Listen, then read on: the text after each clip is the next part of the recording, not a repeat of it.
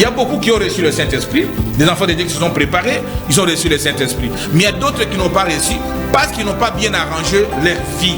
Jésus partait au ciel, il a dit, je ne vous laisserai pas orphelin. Je viendrai en vous. Le baptême du Saint-Esprit amène Dieu en vous. Et Dieu s'appelle Jésus.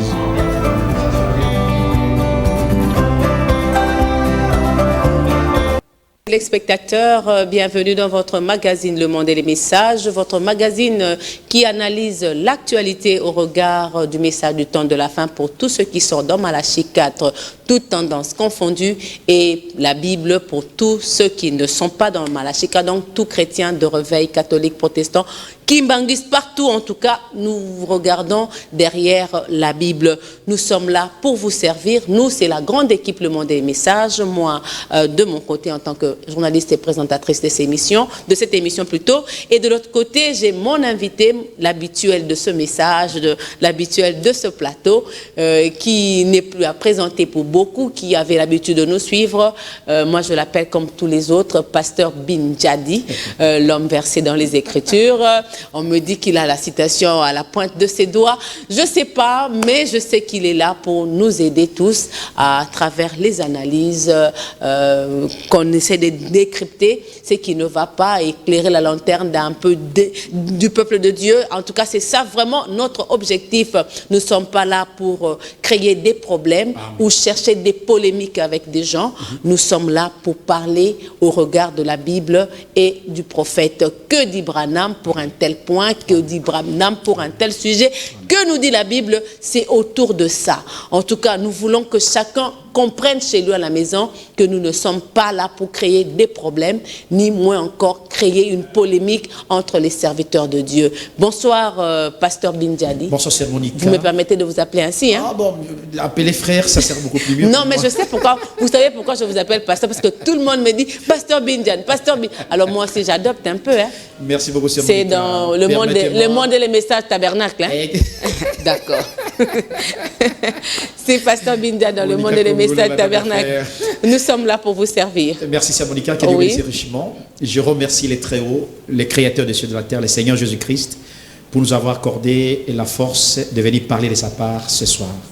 Nous remercions tous les téléspectateurs, tous les internautes qui nous font confiance, qui nous appellent aujourd'hui, Sœur Monica, sur toutes les émissions passées. J'ai reçu beaucoup d'appels. Que Dieu vous bénisse richement. Qui vous bénisse aussi pour votre disponibilité. Si nous ne sommes pas venus chercher le buzz, ni chercher la popularité, et si Dieu a mis dans nos cœurs la bonne manière de parler de sa parole, parce que le jour du jugement, nous répondrons aussi. Exactement. Et faites-nous confiance et priez pour nous, nous vous aimons beaucoup. Et que tous ceux qui nous suivent, que Dieu leur éclaire leur chemin, en fait, qu'ils reçoivent la bénédiction de leur cœur. Que Dieu bénisse. Que Dieu bénisse tous ceux qui sont scotchés sur PES TV en ce moment pour suivre votre magazine Le Monde et les Messages. Et aujourd'hui, nous allons parler sur les 7 impacts de la révélation spirituelle. Amen. Mais avant d'en arriver là, l'actualité du message est un peu marquée par la triste nouvelle de la disparition de notre sœur bien-aimée Henriette Fouamba, dit Henriette Obonga, qui nous a quittés depuis le 14 septembre. Cette sœur qui a vraiment béni nos âmes. Si la régie marche de pair avec moi, je voudrais quand même quelques extraits de sa belle mélodie qui nous a emportés tous dans les lieux célestes. Et puis nous allons revenir pour parler en quelques minutes d'elle. Amen, merci.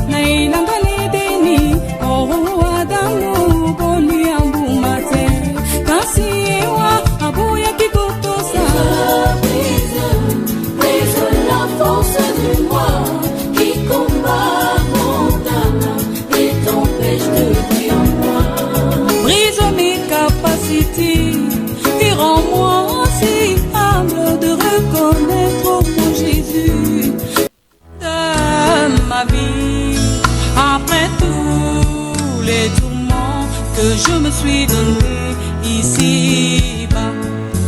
Oh Jésus, mon sauveur, a frappé à ma porte, je l'ai refusé. Pourtant c'était pour moi qu'il a accepté de boire la coupe de la mort. Mon amour me contraint d'aimer mon prochain.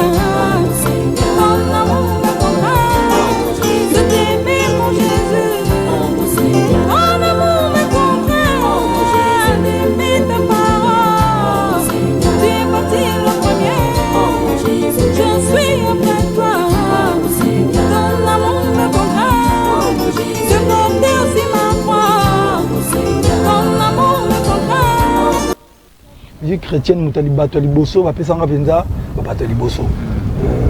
Bateau na yo kara trop ba mélodie parce que moi je suis un amoureux de la Ton amour me contraint d'aimer mon prochain. Ton amour me contraint de t'aimer mon Jésus. Frère Bin, Aussi à mon c'est triste de Larmes aux perdre une si grande Il est grande bénédiction, une bénédiction pour le du temps de la message, fin, ouais. inspiré par ses chansons. Plus de 27 ans, elle a vibré dans le monde du message. Elle a aidé beaucoup d'enfants de Dieu, même ceux qui n'ont pas cru ce message, ont reconnu en elle une voix extraordinaire. Et par ses inspirations, c'est Ariette qui est ma grande sœur dans la chair et ma grande sœur aussi dans l'esprit. C'est une femme de foi, elle est un modèle. Elle était vraiment une croyante du message du temps de la fin. Son témoignage, même avant sa mort, a prouvé à suffisance qu'elle n'est pas morte. Un des 4 matins, nous allons voir la précieuse sœur Ariette Flambe, que son âme repose en paix. Que son âme repose en paix. Le monde du message était vraiment touché, Absolument. mobilisé. Amen. C'est vraiment une première, Amen. moi je peux le dire ainsi, Amen. de voir quelqu'un, sa mort, réunir toute tendance Exactement. de ce message. Nous avons vu le pasteur Lifoko, Akwala, quitter Brazzaville pour venir avec une délégation. Même d'autres pasteurs de l'Europe sont Oui, il venus. y a les pasteurs Mosaka et tout. En tout cas, on a vu tout le monde venir pleurer cette sœur qui nous a tous emmenés dans le lieu céleste en Christ d'une manière ou d'une autre, et dont ces chansons ont été aussi interprétées par les musiciens, comme vous le dites, profanes et aussi hors de ce message. Donc c'est quelqu'un qui a laissé un bon témoignage. Un très bon témoignage. Comme le prophète l'a dit, le jour de ta mort, qu'est-ce qu'on dira de toi? Qu'est-ce qu'on dira de toi? Ça interpelle quand même. Au livre d'Apocalypse, chapitre, je crois, 14, qui dit que quand tu es une croyante ou un croyant, il faut que les œuvres parlent, le témoignage de ta vie, et cela a été le cas pour notre sœur Ariette Flambe. Je voudrais aussi parler, sœur Monica. Oui. Cette année, nous avons perdu les deux chantres importants des mots du message. Il y a Ngoyi, Richard, le diacre, à qui nous avons aussi rendu hommage sur ce plateau. Voilà, cette même année, et deuxième chantre, et la question que je pose, à qui le prochain tour? À qui le prochain tour, ça veut dire simplement que nous devons nous mettre, être en ordre avec nos vies. Pas seulement chanter pour nous, mais chanter aussi pour vous. Moi, j'ai comme l'impression que les chantres chrétiens, ils chantent plus pour les peuples de Dieu que pour eux-mêmes. Et d'ailleurs, je fustige également, excusez-moi, c'est Monica, parce que le monde de le message. Oui, oui. Nous analysons, nous décryptons. Ouais. Exactement. Nous ne parlons pas contre une personne. Mais la plus grande hypocrisie, c'est Monica, excusez-moi de dire la vérité, que je constate dans le monde du message, c'est comme si c'est le mort qui nous réunissent. Mais pendant que nous sommes en vie, on ne nous réunit pas. Ça, c'est la plus grande hypocrisie. Mais c'est parce que vous avez érigé des barrières. Mais c'est ces barrières. C'est parce qu'il y a chacun qui veut avoir son église, a une doctrine qu'il soutient. Et ça crée de fiel dans les cœurs des enfants de Dieu. Prophète que nous disons que Dieu nous a envoyé un vrai prophète à condamner. Pourquoi des barrières? Nous voyons les gens se saluer pendant le cercueil ou la mort, pendant les deuils. Mais quand nous sommes vivants, l'amour est brisé. Ça, c'est la plus grande hypocrisie. Je vous dis la vérité, Dieu d'ici n'est pas content. Aimons-nous vivants, comme le dit toujours Junior Litiali. Aimons-nous vivants. N'attendez pas la mort de quelqu'un pour que nous puissions nous réunir la mort, il ne nous voit pas. Et témoigner de l'amour. L'hypocrisie. Donner des témoignages qui attirent. Dieu du ciel ne saura jamais être content avec tous ces grands serviteurs de Dieu et tous les enfants de Dieu. Moi, je l'ai toujours dit, j'ai dans mon épouse. Même si le jour où je suis chrétien, j'aime avoir un bon témoignage. Je l'ai aussi par la grâce de Dieu. Mais si le jour de ma mort que vous ne venez pas, ne venez même pas. Je préfère être comme Branham a été enterré en robe blanche et me déposer même chez moi au village. Ça sert très bien. Comment vous voulez seulement pendant les morts que nous voyons, voilà les chrétiens du message? Ça, c'est l'hypocrisie. C'est une preuve que les gens n'ont pas laissé. Mais c'est pourquoi il y a eu conférence, pour que vous puissiez vous réunir et trouver une solution. Mais il y a aussi la conférence de Berlin. Parler le même langage. Vous devez arriver à parler le même langage. On ne parlera jamais le même langage, c'est Paul. 1 Corinthiens chapitre 1er, verset 6 à 12. Vous ne pouvez jamais parler le même langage quand vous êtes le produit de divisions et de barrières. C'est ce qui crée ces divisions. C'est exactement. C'est ce qui crée ces barrières-là qui font qu'aujourd'hui, on n'arrive pas à se fréquenter. Vous savez, jadis, quand on a cru à ce message, on n'avait pas besoin de savoir tu pries où. C'est ça, c'est le fait seulement de voir une brochure. Je pose la question. Où est parti cet amour? Mais vous, serviteurs de Dieu, la Bible dit, la Bible dit, Ephésiens, visez et relâchez. Où est parti votre premier amour? Vous, serviteurs de Dieu, vous l'avez tué. Nous l'avons tué Moi, je dis sincèrement, c'est le sang des serviteurs de Dieu qui ont tué l'amour de ce message. À cause du mativisme, l'argent et l'orgueil, c'est Monica. Mais Dieu du ciel ne sera jamais content avec tout cela. Les enfants de Dieu n'interrogent jamais dans ces conflits et des conflictuosités. Moi, je donne raison au prophète Branham qui dit que beaucoup de serviteurs de Dieu n'iront pas au ciel. D'ailleurs, il a vu la vision. Beaucoup de cimetières qu'il a vus, ce sont les grands serviteurs de Dieu. Et je vous dis la vérité, plus de 90% des serviteurs de Dieu ne verront pas Dieu. Mais vous laissez les enfants de Dieu dans des confusions. Mais bien sûr, les enfants, Jésus a dit, j'ai une écriture. Jésus a dit, écoutez tout ce qu'ils vous disent, mais ne vivez pas ce qu'ils font. Alléluia. Des tombeaux blancs. Alors vous êtes des tombeaux blanchis. Absolument. Donc vous nous prêchez ce que vous ne vivez pas. Mais vous, alors, ne vivez pas leur vie, ne menez pas leur vie, mais écoutez ce qu'ils vous prêchent. Mais non, mais c'est vraiment du nonsense. C'est la parole de Dieu. C'est du nonsense. Vous venez en les enfants de Dieu sont amenés dans les bateaux de toutes ces confusions. Au lieu qu'ils puissent maintenant rester. Je ne refuse pas que chaque pasteur doit avoir le brebis. La doctrine exactement. Ça. Comme Branham l'a dit. Mais ce que nous demandons, mais quand vous avez la doctrine, vous faites une barrière. Au contraire, je vais me rassurer, dans le message de Branham, il n'y a pas de doctrine. Notre cette doctrine, c'est Jésus-Christ est le seul vrai Dieu et Branham est son prophète. Ce message qui était une voie de sortie est devenu encore un bourbier. Permettez-moi le terme. Non, le message n'est pas je dis donc c'est devenu, je retire mes mots.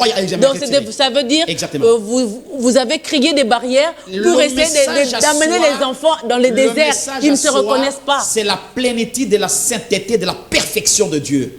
Mais les hommes qui entrent dans le message, voilà les faux. Pourquoi dans tout le monde entier, parfois dans d'autres continents, on n'a pas ces conflits. Et pourquoi c'est en Afrique? Il y a plusieurs raisons. 1, la pauvreté. 2, la sorcellerie. Et 3, les conflictogénités. Vous n'arrivez pas à vous accepter. C'est ça le vrai problème. C'est Monica, c'est exactement ça. Vous n'arrivez pas à vous accepter. Mais si vous n'acceptez pas l'autre, c'est ce qui fait qu'aujourd'hui, on a beaucoup de tendances dans ce message. La Bible dit, Monica, si on n'accepte pas, on ne connaît pas accepter quelqu'un qui est autre, c'est que vous souffrez des complexes de supériorité et d'infériorité. Vous voyez ça? C'est pourquoi j'ai dit tout au début, c'est Monica, c'est le mativisme. Nous devons retourner à la base pour être comme les apôtres vivaient. Revenez à votre ancien amour. C'est ce que nous prêchons. Vous avez montré à tout le monde que les hommes de ce message avaient la vérité et ils étaient dans le vrai. Les prédicateurs ne sont là que c'est pour leur boutique de prédication. Ils n'ont plus le temps de se repentir ni demander pardon. Comment on va avancer avec de telles choses? Les prédicateurs sont là. C'est la vérité. Récemment, moi, je suis libre, c'est Monica. Oui. Je resterai libre pour dire ce que Dieu me pousse à le dire. Parce que je n'ai pas de contraintes à faire avec la parole de Dieu. Mais c'est là où ça nous emmène à ce que tous serviteurs de Dieu créent une doctrine pour se soutenir. Je prends l'exemple de ce qui a fait le buzz cette semaine ou la semaine passée. Tout le monde dit que le pasteur Barouti veut corriger le prophète Branham. Vous voyez un peu autant de flashs qui font mal. Peut-être ce n'est pas ça son idée, peut-être c'est ça son idée. On ne sait pas qu'est-ce qui se passe. Je vais vous dire une chose, c'est Monica. Oui. Je ne peux jamais passer à la télévision ni à la radio pour parler ni de Branham, ni de pasteur Barouti, ni des noms. Je parle du message qui est la parole de Dieu. Or, Paul a dit, quand vous parlez de moi, de parler de Christ, parle aussi de moi, Paul, son serviteur. Ça ne sera pas ingrat de parler de pasteur Barouti et de William Branham, d'autant plus que ce sont les grands serviteurs de Dieu. Et je vais revenir. C'est à Monica et ceux qui m'écoutent, écoutez-moi très bien. On ne peut jamais, je dis bien, je ne mets pas de l'eau dans ma bouche. On ne corrige jamais un prophète, on ne corrige jamais la parole. On ne corrige jamais un prophète, surtout si ce prophète vient avec la révélation, l'inspiration et l'ainsi dit le Seigneur. Dans les champs de l'applicabilité de son ministère, personne ne peut oser corriger un prophète, c'est carrément corriger Dieu. Or, si on corrige Dieu, on corrige un prophète, c'est que vous êtes inspiré de mauvais esprits. Est-ce que réellement, oui, ma question, parce qu'on veut parler, est-ce que réellement le pasteur Barouti a vraiment corrigé les prophètes? C'est mon pasteur, un grand serviteur de Dieu. Vous étiez à l'église ce jour-là. Ça fait le buzz, vous le savez au moins.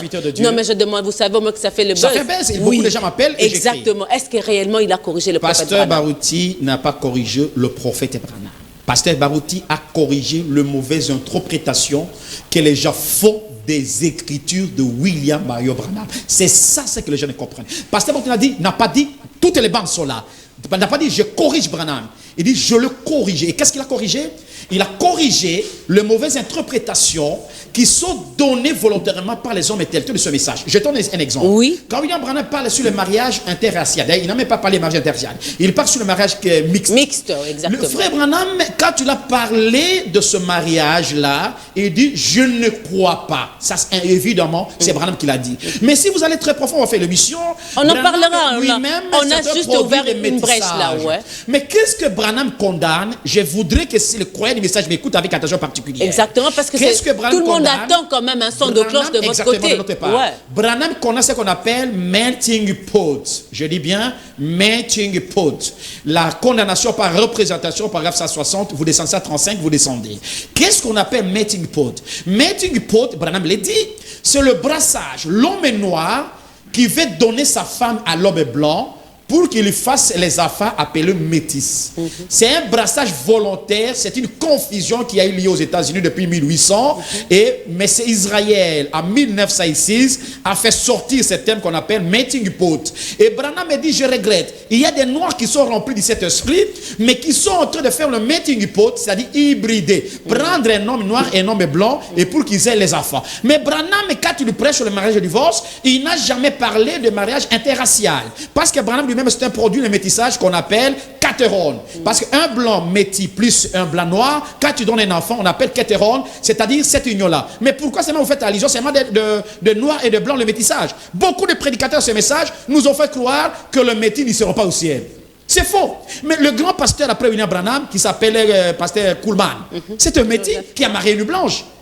Pourquoi il n'en parle pas? Quand pasteur Barouti voit que les choses ne marchent pas une mauvaise interprétation, il ne corrige pas les prophètes, mais il corrige la mauvaise interprétation que les gens font de ce que le prophète a dit. Il a corrigé juste la mauvaise interprétation, Amen. Mais il n'a pas corrigé les prophètes. Jamais il ne peut pas corriger les prophètes. Jamais les prophètes. Jamais. Devrions-nous aimer Branham plus que Jésus? C'est faux. Parce que tous ceux qui sont dans le message ne jurent que par Branham. C'est comme si Jésus passe en arrière-plan. On ne sait pas voir la place de Branham et de Jésus. Je vous dis la vérité devant Dieu. Quand vous voyez un homme aimer une créature, s'il vous plaît, tous ceux qui m'appellent, envoyez des messages, s'il vous plaît, ça va m'aider. Aimer une créature plus que son créateur, sa destinée c'est l'enfer. Toute personne, je dis bien, qui aime Branham plus que Jésus-Christ est voué en affaire, c'est un idolâtre. Et je tire l'attention de tous les croyants du message. Peu importe vos prédicateurs vous disent, n'aimez jamais Branham plus que Jésus. Israël, écoute, tu aimeras ton Dieu de tout ton cœur, de toute ton âme, de toute ta force. Et le Dieu qui nous adore, c'est le Seigneur Jésus-Christ. Comment vous allez aimer le prophète plus que Jésus? Mais aujourd'hui, on assiste à une série de... Au nom de Nzamba, pasteur Nangai. Au nom de Dieu de mon pasteur. Au nom de Dieu de mon pasteur. Celui-là qui vient. Au nom de Dieu de mon pasteur Antoine. Ce n'est pas mal. Ce n'est pas mal le Dieu de ton pasteur. Au nom de quel Dieu? Mais ce Dieu s'appelle le Seigneur Jésus-Christ. Mais on n'entend même plus ce nom-là. C'est ça le problème. On n'entend plus ce nom-là. La Bible dit, au temps de la fin, c'est Branham qui le dit, au temps de la fin, les diables feront en sorte qu'on efface le nom de Jésus. C'est comme l'église catholique a commencé. Quand l'église catholique a commencé, elle a fait tout d'enlever le nom de Jésus pour commencer Père, Fils et Saint-Esprit. C'est la même chose aujourd'hui. Vous enlevez le nom de Jésus pour mettre le nom de vos serviteurs de Dieu. Et nous condamnons avec la dernière énergie toute personne, qu'elle soit. Si vous aimez le pape ou Marie plus que Jésus, vous êtes idolâtre. Si vous aimez Branham plus que Jésus, vous êtes... Si moi, Bin Jad, j'aime mon pasteur et mon père qui m'a mis au monde plus que Jésus, je suis idolâtre. C'est pour vous dire que le temps de la fin, le temps de la manifestation de chaque sémence, ces gens sont nécessaires pour montrer les couleurs. Et tous ceux qui les attendent et qui les suivent, je vous dis la vérité, le jour du jugement, vous répondrez devant Dieu. Mon pasteur a fait ceci. Mon pasteur, au nom de Dieu de mon pasteur. On ne sait pas quel Dieu exactement. Le Dieu, il ne porte plus de nom. La plus grande de toute la révélation, c'est la révélation du Seigneur. Nous allons parler aujourd'hui. Le nom de Jésus-Christ. Le nom du Seigneur Jésus-Christ. Vous ne voulez même Mais quand vous ne voulez pas ces noms-là, c'est que vous êtes magicien, vous êtes sorcier. C'est pourquoi vous ne parlez pas le nom de Jésus. Qui dit, au nom de Nzamba, pasteur Bin. Nzamba, pasteur Bin. Mais le pasteur Bin, là, on ne connaît pas. Son nom, c'est what is his name? Son nom, c'est le Seigneur Jésus-Christ. Il est le Dieu immuable, c'est mon Reste, en tout cas, restez avec ses noms glorieux. On se pose des questions. Les noms puissants. Qu'est-ce qui se les passe? salis ne s'obtient qu'au nom du Seigneur Jésus-Christ. Je sens sa présence. Vous avez caché ce nom-là. Mais les noms-là, c'est caché. C'est vous l'avez caché. Parce que vous connaissez votre identité. Moi, je ne cacherai jamais ce nom. Jusqu'à ma mort, je parlerai de Jésus. Je glorifierai Jésus. À part Jésus ou rien. Vous amenez les enfants de Dieu au désert. C'est ça le mot que je voulais dire. Sœur Monica. Donc, vous avez amené les enfants de Dieu au désert. Nous avons fait l'émission. Et là, ils ne savent pas où aller. Et au Holiba. C'est ce que le mot se trouve aujourd'hui, actuellement. Mais les enfants de Dieu, Sœur Monica, ceux qui aimeront Jésus de leur cœur, comprendront que nous sommes de la vérité. Et ce que nous faisons avec vous à la télévision, nous ne faisons que prêcher la vérité qui est la parole de Dieu. Je vous remercie. C'était des brèches qu'on a Exactement, merci beaucoup. Mais nous rentrons dans notre sujet de ce soir, les 7 impacts de la révélation spirituelle. Exactement. Qu'est-ce qu'une révélation? Très bien, Sœur Monica. Quand on parle de révélation, qu'est-ce qu'on doit entendre derrière la révélation? Je voudrais d'abord, avant que je puisse répondre à cette question, lisez Proverbe chapitre 29, verset 18. Proverbe, vous avez dit, attendez. Proverbe chapitre 29, verset 18. Proverbe 29. Oui, verset 18. 29, 18 dit ceci. Oui. En tout cas, vous m'excuserez, aujourd'hui je suis un peu sortie de mes gants parce qu'on ne sait plus se retrouver. Merci. Dans le désert, il y a trop des serpents, des scorpions, on a des tigres, des lions, on risque de se faire dévorer alors qu'on pense être dans la vérité, et la Bible dit alors qu'on pense suivre quelqu'un qui a Dieu. Avec les faux prophètes. Faites attention. Je suis là dans Proverbe 29, 18 qui dit ceci. Quand il n'y a pas de révélation, le peuple est sans frein. Heureux s'ils observent la loi. Psaume 119, 130. Vous avez dit Psaume 119, verset 130. Psaume 119, c'est le plus long psaume de David. Vous avez dit verset 130. 130, nous allons... je suis là, ok.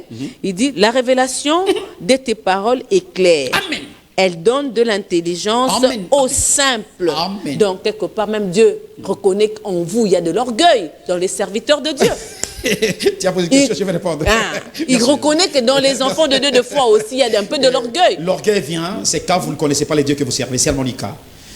La révélation est dans les cœurs des croyants, dans les croyants, comme les cœurs dans les cœurs humains. Si vous n'avez pas le cœur dans votre vie, Sœur Monica, vous êtes un homme, une femme morte.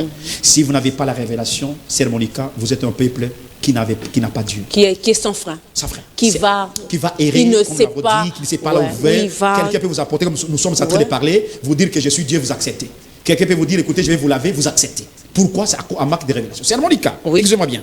À cause de marquer la révélation, les Juifs ont trahi Jésus au vendu Jésus. C'est Monica. Quand vous marquez la révélation spirituelle véritable, vous êtes intérêt fertile du diable. Et qu'est-ce que c'est la révélation? Qu'est-ce qu'une la révélation, c'est du latin, révélation qui signifie action de laisser voir les choses divines ou découvrir la manifestation de la pensée de la volonté de Dieu. La révélation, c'est quoi? C'est ôter le voile pour voir la volonté parfaite de Dieu. La révélation, c'est Monica, c'est la communication de Dieu à ses enfants, sa volonté souveraine et parfaite. La révélation, c'est quoi, Sœur Monica? C'est Dieu qui s'est fait connaître à ses enfants le secret qu'il a gardé depuis longtemps avant la fondation du monde. La révélation, Sœur Monica, c'est le dévoilement de tous les secrets de Dieu qu'il donne à ses enfants, surtout à ces temps de la fin dont la Bible dit Dieu a gardé ses secrets. Parce que quand Jésus est venu, il parlait à son peuple par les énigmes et les autres et consorts. Mais les disciples ont dit, pourquoi tu nous parles à parabole? Jésus a dit, pour que les autres là ne comprennent pas, mais vous qui avez été bénis avant la fondation du monde, je vous parle à parabole en fait que vous compreniez. Donc la révélation, je vous dis la vérité, Sœur Monica, sans la révélation, vous n'êtes pas connu de Dieu et Dieu se révèle simplement en ses enfants. Et pour vous dire, qui la reçoit, c'est seulement ses enfants. La révélation, c'est pourquoi Jésus a dit, quand on a posé la question, Jésus a dit, Père, on reviendra, je te loue d'avoir caché ces choses aux sages et aux intelligents, mais d'avoir révélé à ses enfants. Et Jésus est allé mettre le pour dire, il a posé la question en Pierre, dans Matthieu chapitre 16, verset 16, il a posé, qui dites-vous que moi je suis fils de l'homme?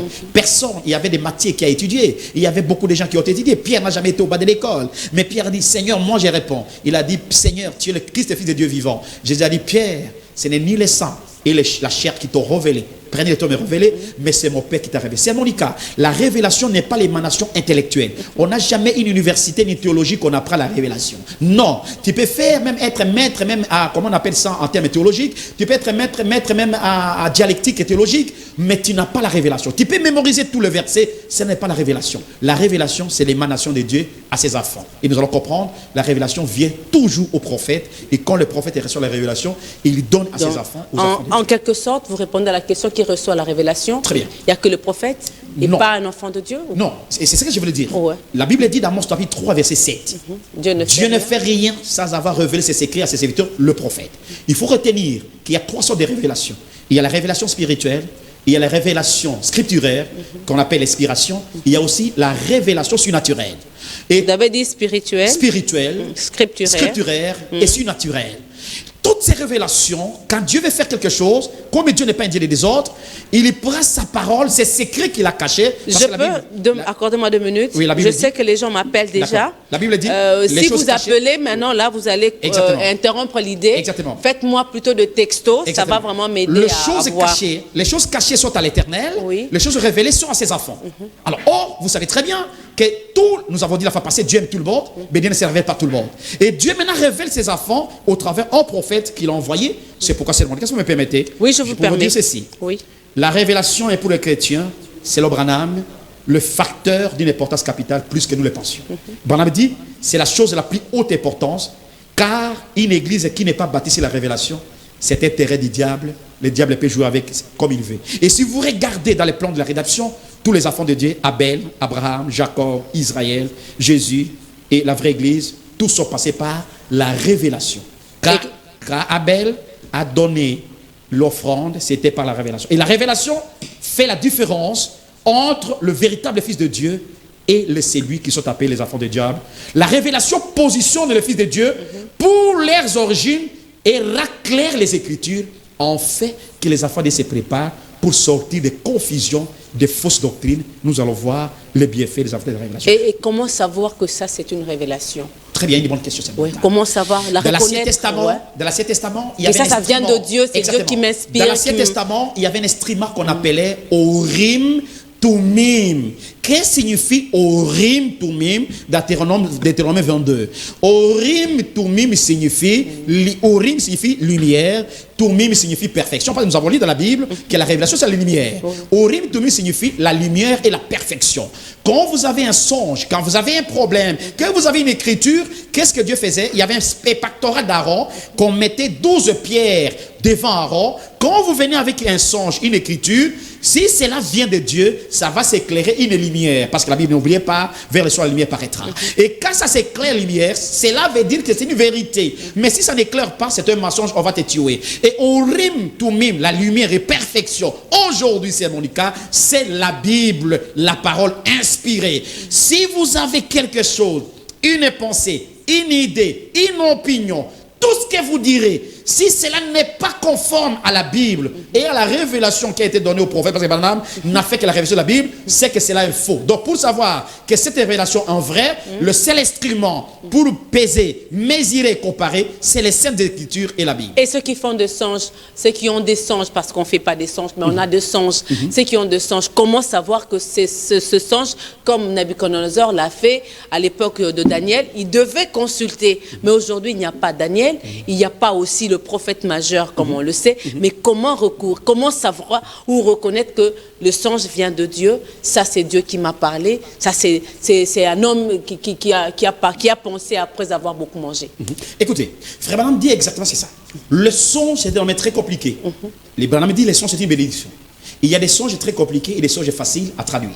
Branham dit, quand Joseph a vu des songes, il y a des songes qui étaient faciles à traduire.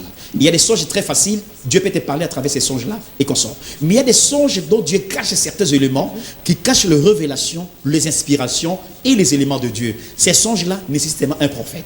Personne ne peut prétendre interpréter un songe. Et beaucoup de pentecôtistes commettent l'erreur. Moi, je connais interpréter ces songes-là. Quand vous interprétez ces songes-là, vous faites passer pour un prophète. Or, quand Nabuchodonosor a vu le songe, il y avait un prophète qui s'appelle Daniel. Et quand le roi Pharaon a vu un songe, il y avait un prophète qui s'appelait Joseph. Voyez ça. Et quand au temps de William Branham, quand nos frères ont vu des songes chez Caillou Blake-Osso, il y avait un prophète de William Branham. Un prophète peut même te dire ce que tu as eu un songe avant que tu le racontes les songes. Voyez ça. C'est évidemment ça. Les songes compliqués, franchement, ne vous affectent pas. Priez simplement Dieu. Mais quand quelqu'un te dit je vais traverser ces songes-là, c'est un amateur, c'est un aventurier. Quelle est l'importance d'une révélation dans la vie d'un homme? Tes questions. Chacun, Dieu m'a dit, Il y a ceux qui vous refusez que la femme prêche, mais il y a de ces femmes-là à qui Dieu a dit, va ouvre, commence une église, une œuvre pour moi. Dieu lui a révélé, elle va prier. Elle devient pasteur. Il y a des femmes, comme vous, dans le message, vous n'aimez pas la femme qui prêche, mais il y a de ces femmes-là qui vous donnent leurs songes. Et vous comprenez que ça, c'est Dieu qui a parlé. Mais je dis... Il y a des hommes qui vous disent, Dieu m'a envoyé prier dans cette église-là où il y a une femme. Quelle est l'importance si ce d'une révélation? songe-là vient, c'est-à-dire, il y a deux possibilités. Soit la volonté permissive, soit le mensonge du diable. Parce que dans les Saintes Écritures, il est très clairement défini que la femme ne peut pas prêcher. Ça, c'est écrit noir et blanc dans la Bible. Mais si tu pries et on te dit que non, allez prier dans cette église-là, c'est que tu es comme Balaam. Balaam, Dieu lui a dit, n'allez pas maudire Israël. Il n'est pas prié.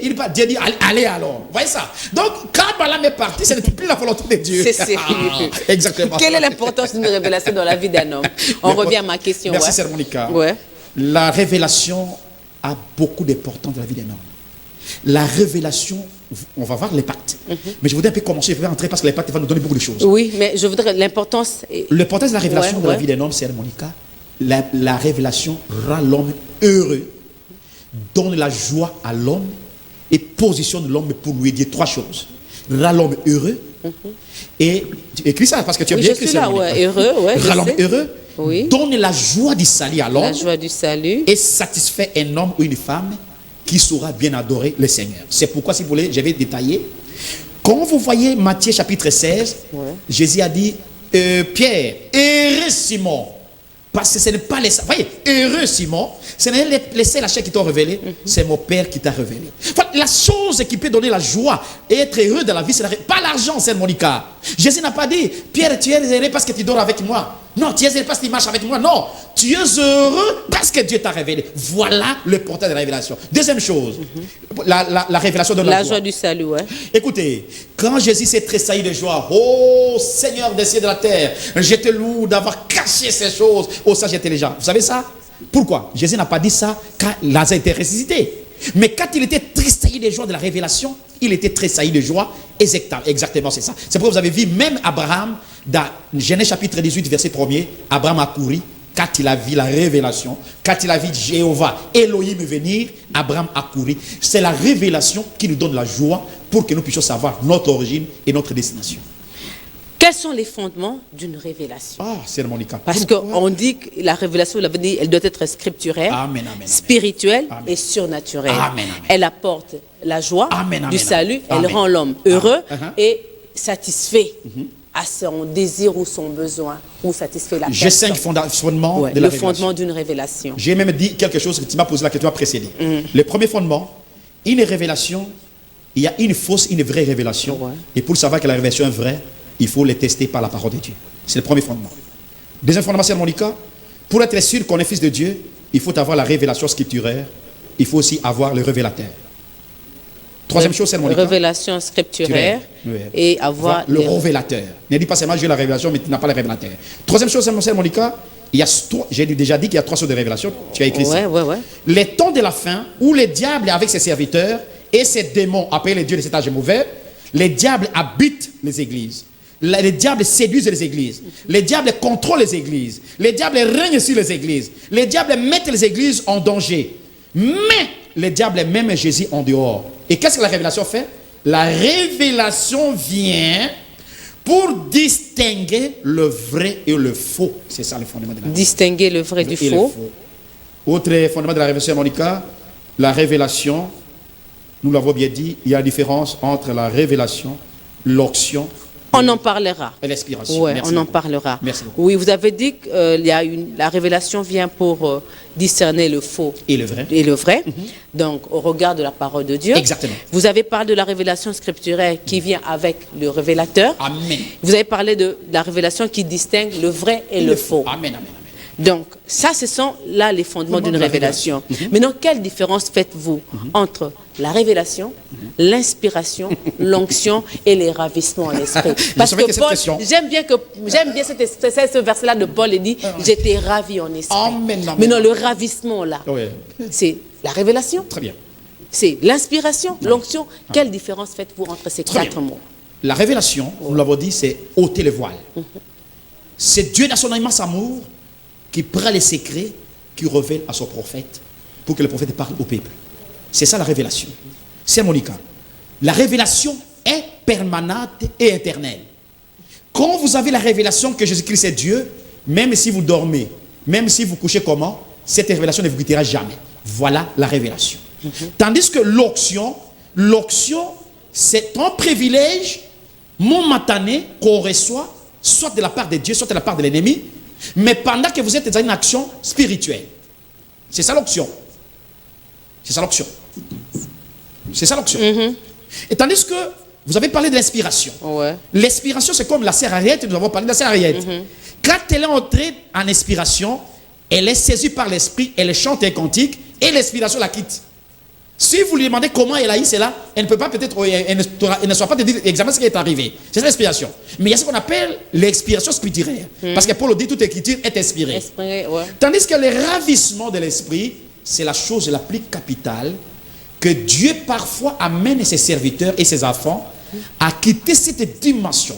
Quand vous entrez dans un jeûne, quand vous priez beaucoup, quand vous êtes en relation permanente avec le Seigneur Jésus-Christ, vous vous êtes enfermé quelque part, vous avez refusé le monde et les choses du monde, Sœur Monica, vous êtes en contact permanent avec le Seigneur Jésus-Christ, vous avez confessé votre vie, à un certain moment, vous serez ravis. Vous avez fait cette expérience, une fois vous m'avez dit ça, moi aussi je le fais, Sœur Monica, vous serez ravis d'une joie intense, c'est comme si le monde n'existe pas. C'est pourquoi l'apôtre Paul dit, nous sommes en lieu céleste en Jésus-Christ. Vous vous trouvez dans une dimension que vous ne saurez pas expliquer.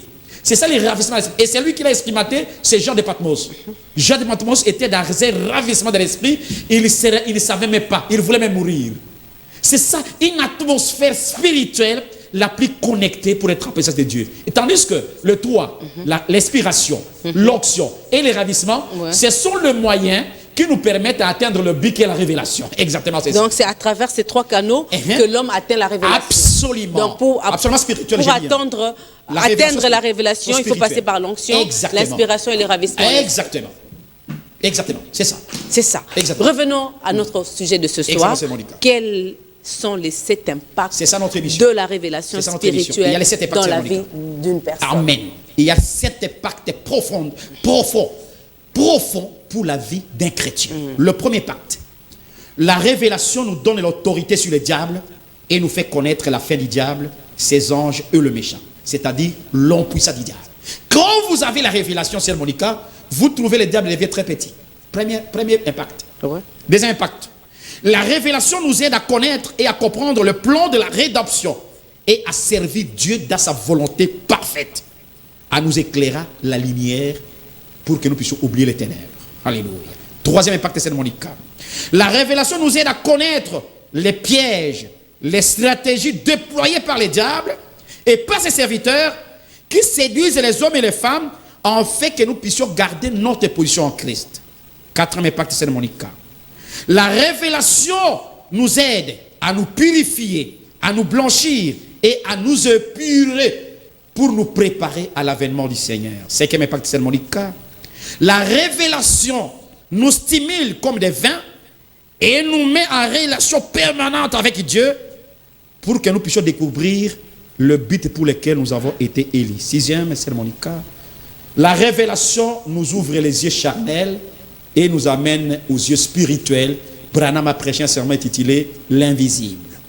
Et septième impact, c'est la clé même du royaume, là où Branham prêche un sermon intitulé Qu'à les yeux ouvrir, qu'à les deux disciples marcher, ainsi de suite. Et le dernier impact de la révélation nous garde fondamentalement dans la foi qui a été transmise une fois pour toutes. Même si on t'injurie, même si on te critique, même si on t'humilie plutôt, même si on te chasse, quand tu as la révélation, tu es positionné, tu es instable. Et plutôt tu es stable.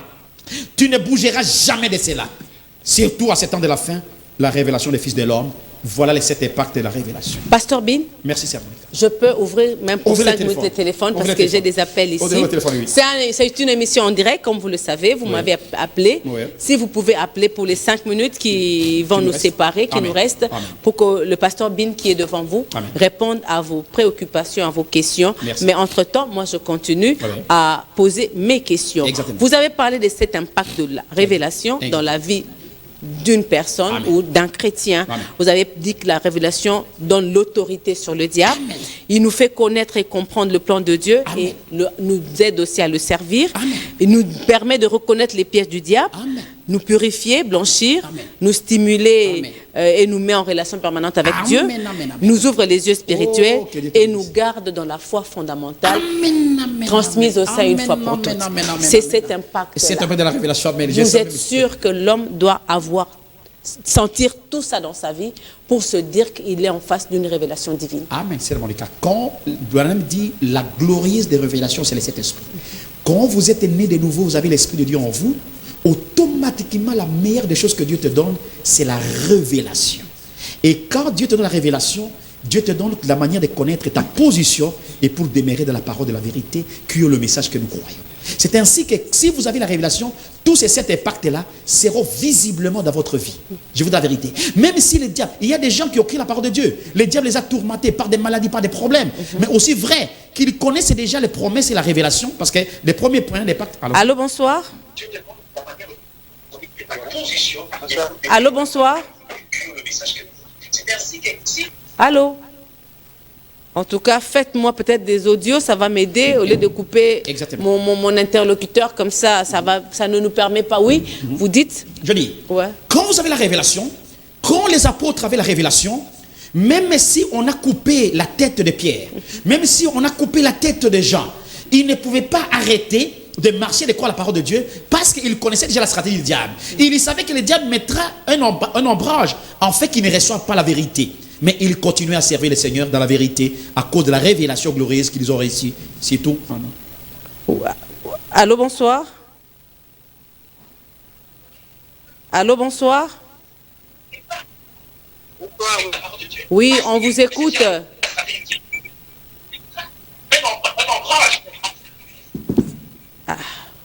Frère, vous prenez le temps, vous ne parlez pas. Oui. Écrivez, faites un audio, c'est mieux. Alors, je disais, c'est ça, Monica. Un peuple qui marque la révélation, c'est un peuple qui ne connaît pas comment il est entré de marcher dans la volie dans la Bible, les Saintes Écritures. Surtout, je dis ceci, c'est Monica, à 7 ans de la fin, la Bible dit, dans Daniel chapitre 12, nous l'avons toujours dit dans cette émission, Dieu a dit à Daniel de cacher ses secrets. Vous voyez, c'est ce qu'on appelle la révélation scripturaire et la révélation, je dis, la révélation scripturaire et la révélation surnaturelle. Le Dieu du ciel a dit de garder les secrets, de le révéler au temps de la fin. Et le temps de la fin, c'est un temps qui est configuré à la révélation de la parole de Dieu. Et nous, quand nous arrivons au temps de la fin, si vous n'avez pas la révélation, avec la multiplicité des églises et des faux serviteurs de Dieu, vous allez tomber dans le chaos pensant servir Dieu alors que vous servez le diable. C'est la révélation. C'est pourquoi il est nécessaire d'avoir la révélation scripturelle. Mais aussi, nous le disons, nous l'insistons, tu peux avoir la révélation, tu veux aussi avoir le révélateur. Parce qu'il y a seulement la révélation. Nous avons vu dans le message de Branham, il y a beaucoup de gens, la Bible dit dans 1 Corinthiens chapitre 13, je peux connaître tous les mystères. Mais si je n'ai pas le mystérieux ou le révélateur à moi, je suis comme une cymbale qui retentit. Nous avons vu Pierre donner la révélation, mais il a voulu corriger le maître. Et le maître l'a qualifié de Satan. Exactement, c'est ça. Arrière de moi, Satan. Arrière de moi, Satan. Pourquoi? Parce qu'il voulait corriger la parole et pourtant il avait la révélation car tu t'es ravaillé. Quelqu'un qui t'appelle, je ne sais pas. Il m'appelle, faites vraiment un effort de ne pas... La vidéo, au lieu d'écrire un message. On n'arrive pas à vous avoir, ça dérange un peu. Exactement. Essayez d'appeler normal. Exactement. Ou bien vous faites des audios, vous écrivez, ça nous aide. Sans la révélation, comme le cœur est le souffle de vie dans l'homme, c'est que le cœur de l'homme, c'est ce que la révélation est pour un chrétien. C'est mon cas. Si nous avons des confusions dans ces messages, les gens n'ont pas la révélation. Apprenez-lui seulement. J'essaye. Allô, bonsoir. Allô, bonsoir. Oui, parlez, s'il vous plaît. Comment devons-nous savoir si seulement devant celui qui nous prêche ou notre prédicateur c'est un vrai prédicateur ou pas? Comment savoir si celui-ci est un vrai prédicateur ou pas? votre question. Ok, merci. C'est dit, mon frère bien-aimé. Ouais. Pour savoir que celui-ci est un vrai serviteur de Dieu, regardez la parole de Dieu qu'il est en train de prêcher. S'il prêche rien que la Bible et la révélation, et sa vie est conforme à la parole de Dieu, c'est là qu'on reconnaît un vrai serviteur. Et nous allons parler sur les 17 critères d'un vrai serviteur, conformément à Tite chapitre 1er, verset 17. Verset, je crois, 7. C'est ça les critères d'un vrai serviteur de Dieu. Comment vous allez voir un serviteur de Dieu avec 2, 3, 4 femmes? C'est un faux serviteur de Dieu. Comment vous allez voir un serviteur de Dieu en train de chanter les cantiques mondains et les cantiques comme vous voyez ici à Kinshasa? Un prédicateur, un soi-disant prédicateur qui chante le monde. C'est un faux prédicateur. Mais vous avez les yeux pour voir. Comment? Pour savoir que celui-ci est un vrai serviteur de Dieu, et regardez la manière qu'il est en train d'apporter la parole de Dieu. S'il ne devine ni à gauche ni à droite, parce que Dieu a dit à Josué, ne t'en éloigne pas, ni à gauche ni à droite, médite ses livres jour et nuit, alors tu réussiras. Si qu'un prédicateur marche le contraire de la parole de Dieu, c'est un faux prédicateur. Le vrai pasteur prêchera la parole comme nous la prêchons et vivra la parole de Dieu. Allô, bonsoir. Allô, bonsoir. Allô, bonsoir. Bonsoir, bien-aimé. Bonsoir, sœur Monica, que Dieu vous bénisse. Amen, qui vous bénisse aussi. C'est le frère Cédric, j'ai béni le pasteur Bin. Merci. Merci. Pasteur Bin, que Dieu vous bénisse richement. Merci beaucoup, bien-aimé. Merci. Oui, merci beaucoup, frère Cédric. Ouais, frère Cédric, que Dieu vous bénisse, mon précieux frère. Que Dieu vous bénisse aussi, oui. Alors, ce que nous disons, c'est Monica, les enfants de Dieu aimeront la vérité. Au lieu d'être dans des limbabelles de gens ici à Kinshasa, qui font n'importe quoi, qui disent n'importe quoi, ainsi de suite. Que Dieu bénisse beaucoup l'homme de Dieu. Il est vraiment un fils de Dieu, manifesté du temps de la fin. Merci, bien-aimé. Haute sagesse, Monsieur Moïse Sakala. Merci, que Dieu bénisse l'homme de Dieu. La révélation, est-ce que elle ne vient qu'au prophète? Je pense que vous avez parlé aussi des chrétiens qui peuvent avoir. Oui, la révélation scripturaire et la révélation surnaturelle ne vient qu'au prophète. Mais quand les prophètes parlent, Dieu révèle à ses enfants. Dieu aussi, les enfants de Dieu ont aussi la révélation que Dieu leur donne. Mais quand Dieu donne cette révélation, elle ne doit pas être contraire à ce que les prophètes ont parlé. Exactement, c'est la vérité. Donc, elle doit être scripturaire. Scripturaire. Elle doit être spirituelle. Et elle doit être surnaturelle. Donc, elle doit remplir ces 3 critères. Tous ces 3 critères. Ok. On me dit qu'il reste 2 minutes. Amen. Qu'est-ce qu'on peut retenir dans 2 minutes? Pour retenir sur les 7 impacts de la révélation et surtout sur cette question, est-ce que le pasteur Barouti a-t-il corrigé le prophète William Marion? Je commence par celle-là. Oui. C'est Monica. Parce que c'est ce qui va éclairer. Si cette chaîne qui est suivie par des millions de personnes, le pasteur Barouti n'a pas corrigé le prophète. Le prophète n'est corrigé que par Dieu.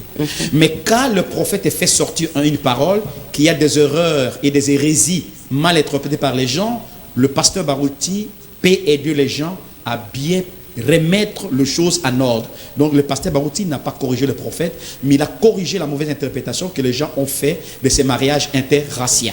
Je suis clair. Je suis à côté du pasteur Barouti, ça fait autant d'années. Je suis plus placé pour parler de cette question. Et pour conclure, c'est Monica. Les 7 impacts de la révélation. Les 7 impacts de la révélation, c'est Monica, c'est très important dans la vie. Quand un peuple, vous n'avez pas la révélation, vous ne serez pas les temps que nous vivons et vous ne serez pas marcher dans votre vie. Mais je voudrais seulement conclure aussi, c'est Monica. Il y a une question. Je prends quelqu'un, la dernière personne pour ce soir. Allô, bonsoir. Aïe, aïe, aïe. Alors, il y a tellement d'appels. Je ne sais pas vous avoir. Tu peux avoir la révélation, comme nous dans les messages. Tu peux avoir la révélation, c'est Monica, mais si tu n'as pas le révélateur, c'est Jésus-Christ en vous, le Saint-Esprit en vous, qui vous pousse sincèrement à marcher plus près de Dieu et surtout à garder votre foi qui a été transmise une fois pour toutes. C'est ça même le pacte de la révélation. Allons-y. Que le Seigneur vous bénisse. Je voulais juste demander au pasteur qui expose les 7 impacts qu'il vient d'énumérer là, c'est... En tout cas, je suis à la fin, on me fait signe. Je ne sais pas avoir tous ces appels. Faites des textos. Là, vous allez peut-être suivre à la fin parce qu'il y a un appel qui a interrompu l'audio. Donc, il y a des appels qui entrent. Je pense que vos questions, vos préoccupations, envoyez-le-moi par audio. Le dimanche prochain, Dieu voulant, il sera là sur ce plateau. Il va répondre à toutes vos préoccupations sur les 7 impacts de la révélation. Pasteur Bin, merci beaucoup pour votre disponibilité. Je viens les enfants de Dieu, vous avez des questions posées. Nous sommes disposés à répondre à toutes les questions. s'agissant du monde et le message. Et le message. Merci à la grande équipe qui m'a accompagné ce soir. Kankou, Richard, Elohim, tous ceux qui sont derrière la baie vitrée. Que Dieu vous bénisse richement et bénisse aussi tous ceux qui sont à la maison, qui nous avaient prêté de leur attention. Le monde et les messages est là pour analyser, décrypter au regard de la Bible et du message du temps de la fin. Nous ne sommes pas là pour les polémiques, mais encore pour les problèmes. Merci à vous tous. Au revoir et à la prochaine. Merci, au revoir.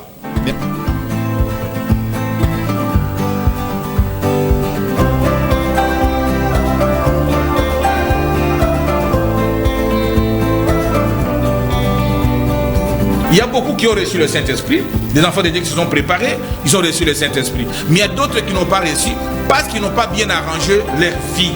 Jésus partait au ciel, il a dit, je ne vous laisserai